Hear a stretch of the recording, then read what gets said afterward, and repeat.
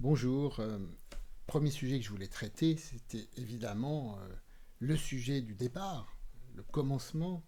Qu'est-ce que le terrorisme, la définition du terrorisme? Et il se trouve que le mois d'octobre nous a permis à tous de se poser une nouvelle fois la question. Le 3 octobre 2019, un policier a tué 4 de ses collègues à la préfecture de police de Paris avec un couteau. Le procureur national antiterroriste s'est saisi de l'affaire en estimant que c'était un acte terroriste. Le 27 octobre 2019, un homme a tenté d'incendier la mosquée de Bayonne. Il a tiré sur deux personnes. Et là, le procureur national antiterroriste ne s'est pas saisi de l'affaire, a estimé que ce n'était pas un acte terroriste. Et voilà le sujet. Qu'est-ce que le terrorisme? Alors évidemment, les médias ont comparé les deux affaires. Certains ont parlé d'actes, d'autres d'attentats, d'autres d'attaques. Tout ça, c'est des termes du langage courant, mais ce ne sont pas des définitions du terrorisme et ça n'explique pas pourquoi dans un cas on va prendre une affaire, dans un cas on ne va pas prendre une affaire. Donc le sujet d'aujourd'hui, ça sert à comprendre un peu mieux ce qu'est le terrorisme, mais surtout à comprendre comment le procureur national antiterroriste va choisir de se saisir ou pas, par quel procédé.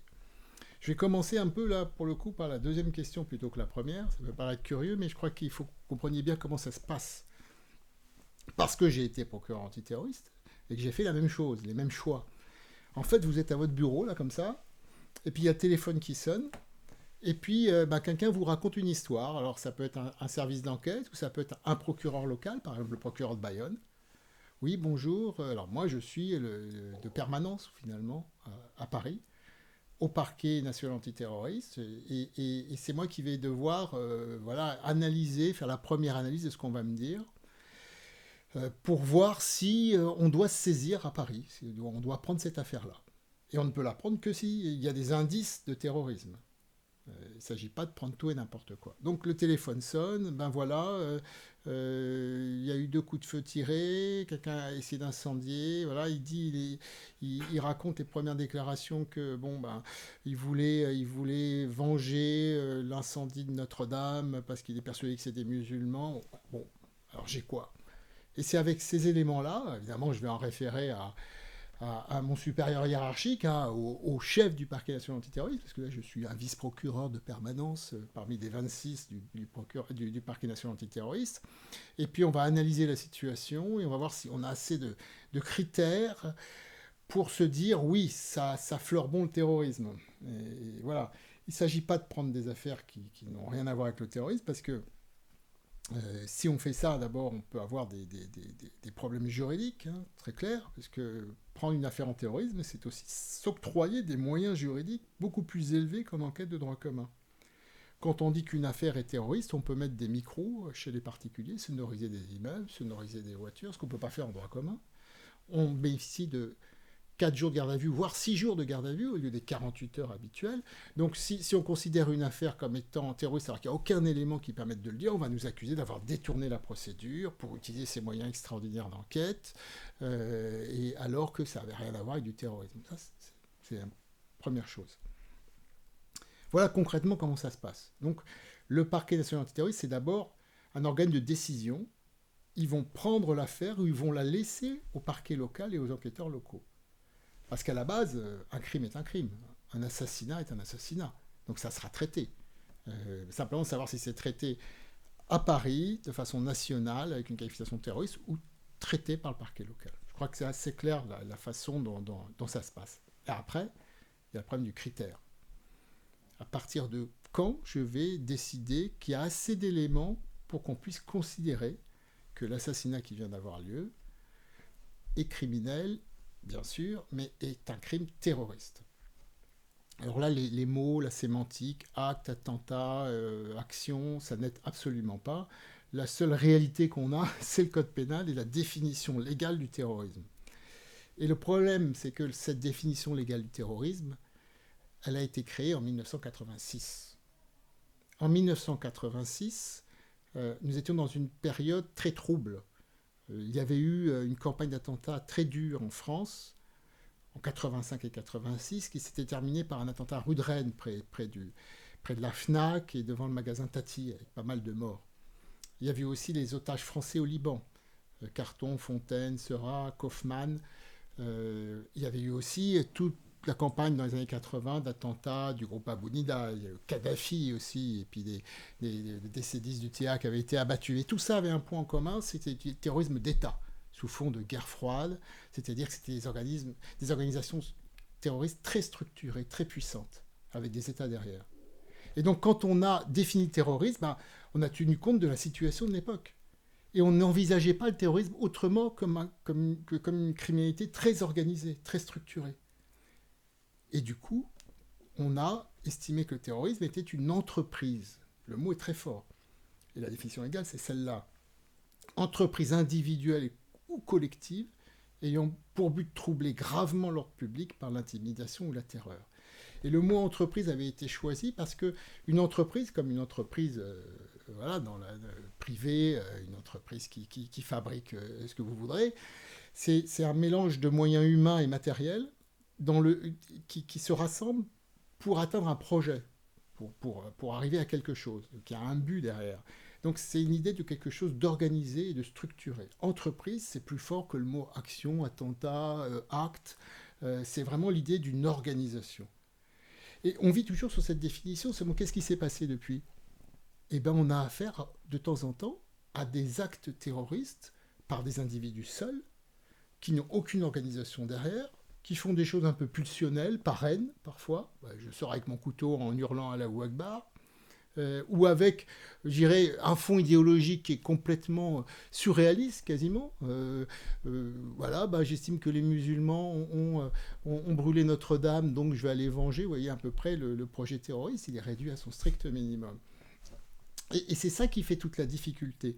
On est obligé aujourd'hui, avec une définition qui date de l'époque de l'hyperterrorisme, terrorisme d'État, à gérer des situations de terrorisme beaucoup plus pulsionnel, d'électrons libres du terrorisme, où la haine est toujours un peu sous-jacente, où ce terrorisme est de moins en moins organisé, et tout ça avec la même définition. Ce qui explique les balbutiements, d'un coup on prend, un coup on prend pas, on a du mal. Alors quand le terrorisme est très à la mode, comme le terrorisme islamique, on a tendance à prendre systématiquement, mais les autres formes, comme le terrorisme d'extrême droite, on hésite un peu plus.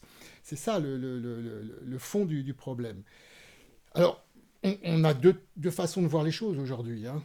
On est un peu voilà, on est un peu à un moment stratégique. Soit on continue à laisser dériver la définition du terrorisme, en disant que c'est pas grave qu'on étende indéfiniment le spectre du terrorisme dès qu'il y a un peu d'idéologie derrière, un vague projet, on va dire c'est terroriste, ou au contraire, on ferme les vannes et on dit voilà, on va pas continuer à dériver comme ça. Le terrorisme, ça doit rester quelque chose de sérieux.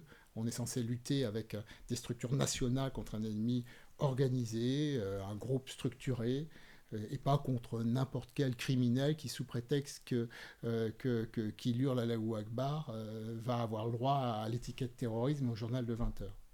C'est un peu ça l'idée. Donc il y a vraiment des choix à faire. Mais il semblerait, c'est un peu l'opinion publique, les médias, la pression, que les gens sont déçus si c'est pas du terrorisme. C'est-à-dire que c'est pas terroriste, les caméras s'en vont. Donc c'est bizarre cette espèce de pression. Et là on a vu dans l'histoire de la mosquée de Bayonne les familles de victimes dire pourquoi vous n'avez pas pris en terrorisme. Vous voyez, je comprends très bien. Parce que grosso modo c'est comme si on dévaluait le crime qui a été commis dans leur esprit. On a tellement parlé de terrorisme que c'est un simple assassinat. Assassinat, c'est grave. Enfin, ça va être traité de toute façon. Il n'y a pas besoin nécessairement pour traiter cette question-là et l'atrocité du crime d'adosser la qualification de terroriste. Mais on est dans cet état d'esprit aujourd'hui. Et c'est là que je dis qu'il est important de réfléchir, de voir l'étendue historique et la dérive. Et si on n'a pas de culture historique du problème du terrorisme, on ne comprend rien. Puis on dit, là, pourquoi il a pris là le musulman et puis il n'a pas pris le gars d'extrême droite? Non, on est effectivement dans le tout-terrorisme. Tout devient terroriste. Grosso modo, on a toujours eu des assassins, des criminels et des crimes pulsionnels, des crimes de haine. Effectivement, il arrivait que des gens fassent ça sans se retrancher derrière une idéologie violente. Aujourd'hui, c'est à la mode. Il vaut mieux tuer en disant Allahu Akbar, parce qu'au moins, le crime ne va pas passer inaperçu. C'est à peu près ça. On sait qu'il y a des criminels de droit commun non terroristes. Il n'y a qu'à voir aux États-Unis avec les tueurs de masse, les gens qui arrivent dans les campus et qui liquident tout le monde. Bah, c'est pas terroriste. C'est quand même horrible. Donc arrêtons de considérer que c'est faire affront aux victimes de dire c'est pas terroriste. Quand c'est pas terroriste, mais c'est quand même très grave et il faut quand même le traiter. Ça, c'est un premier point de la situation d'aujourd'hui. Et puis il y a quelque chose qui est encore plus grave dans l'époque récente, dont on parle très peu. Mais on se sert aussi du terrorisme parfois comme finalement une qualification péjorative quand on veut pointer du doigt des opposants politiques, voire des résistants. Et ça, c'est l'autre danger de la définition du terrorisme. Donc, je dirais, au bas de l'échelle, le problème, c'est entre le droit commun et le terrorisme. Et en haut de l'échelle, c'est le problème de ne pas qualifier de terrorisme, par exemple, des mouvements de résistance. C'est aussi une tendance. Et regardez la situation des Kurdes et des Turcs. Les Kurdes, ils nous ont sauvé la mise avec l'État islamique. C'est des héros pour nous, puisque ces Kurdes, ils sont allés sur le terrain, à Raqqa, dans les rues de Mossoul, ils se sont fait tuer pour combattre l'État islamique, parce que nous, on n'allait certainement pas risquer la vie de nos soldats sur le terrain, il ne faut pas rêver quand même. Lancer des bombes qui coûtent cher, d'accord, mais il ne faut quand même pas aller trop loin. Donc c'est eux qui ont fait le boulot, concrètement. Ils ont donc aidé à lutter contre le terrorisme. Et pourtant, une bonne partie de ces Kurdes sur le terrain sont des gens qui sont dans des organisations que l'on considère comme terroristes nous-mêmes, c'est-à-dire qui sont par exemple membres du PKK. Or, la liste européenne des organisations terroristes met le PKK dans les organisations terroristes. J'ai connu, quand j'étais instruction antiterroriste, un collègue qui arrêtait beaucoup de Kurdes sur des demandes de la Turquie, et on travaillait avec les Turcs contre les organisations kurdes. Donc ça veut dire quoi? C'est-à-dire que c'est très relatif la notion de terrorisme, en haut de l'échelle. Terroriste d'un jour n'est pas le terrorisme de demain. On n'est plus terroriste dès qu'on partage nos objectifs. C'est-à-dire, le terroriste, c'est notre ennemi. Mais quand le terroriste devient notre ami, bah, c'est plus un terroriste. Donc vous voyez, c'est très fluctuant. De la même façon, j'ai vu qu'on a accueilli en France des opposants iraniens. Et puis quand on a voulu se rapprocher de l'Iran, eh ben, on les a qualifiés de terroristes pour les arrêter. Et puis après, quand on avait été en froid avec l'Iran, bah, c'était à nouveau nos amis. Ça a été vrai aussi avec les tigres tamouls qu'on avait accueillis à une certaine époque, qui après on a arrêté en considérant comme terroristes. Donc on a aussi en plus ce problème d'hypocrisie dans la définition. Et ça, c'est quelque chose qui est infiniment politique. Donc voilà, au bas de l'échelle, droit commun et terroriste, c'est pas facile à différencier. Mais en haut de l'échelle, souvent, c'est pas facile non plus de différencier un mouvement de résistance ou d'opposition à un mouvement authentiquement terroriste. D'autant qu'il n'y a aucune définition internationale du terrorisme, aucune convention qui globalement définisse le terrorisme, et que chaque pays a sa propre définition du terrorisme selon ses intérêts.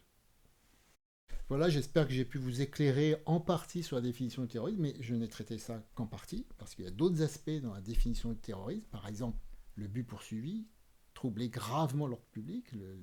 L'adverbe grave, gravement veut dire quelque chose, hein, c'est-à-dire qu'un simple tag, c'est pas du terrorisme, et peut-être s'en prendre comme dans l'affaire Coupa, à des biens matériels, une voie ferrée, c'est peut-être pas suffisamment grave aussi pour être du terrorisme, puisque pour que ce soit du terrorisme, il faut terroriser quand même, c'est la base, terroriser la population.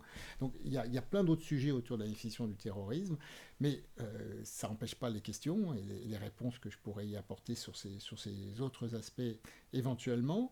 J'ai éclairé cette définition par le problème des Kurdes, mais je pense qu'on pourrait faire une vidéo sur ce sujet spécifique de la Turquie et des Kurdes par rapport à ce qui s'est passé ces derniers mois en Syrie et en Irak.